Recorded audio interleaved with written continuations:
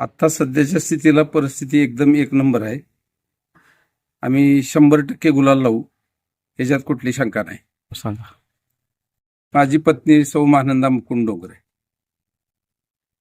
ही उमेदवार म्हणून उभी आहे. आपल्याला जनतेला मी हे सांगू इच्छितो की गेल्या 25 वर्षामध्ये ह्या मतदारसंघामध्ये मी सातत्यानं विकासाची कामं केलेली आहेत आणि ती आज मी जनतेच्या नजरेसमोर असल्यामुळं आणि मी परिचित असा एकच उमेदवार आहे की संपूर्ण मतदारसंघामध्ये परिचित असणारा मी असल्यामुळं मला वाटत नाही मतदार मला सोडून जातील किंवा मला विसरतील.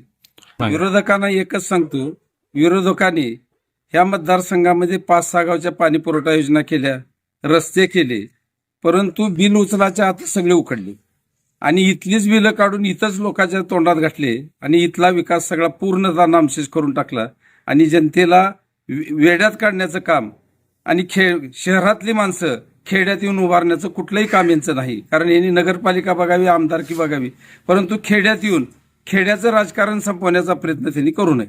कराल. मतदारांना एवढंच आव्हान करतो की शहरातला माणूस खेड्यात नसू नये, आपलं भांडं आपल्याला लागू द्या, कुठल्याही पक्षाचा उमेदवार असू द्या, तुम्ही खेड्यातला माणूस निवडून द्या, शहरातल्या माणसाला बिलकुल थारा देऊ नका.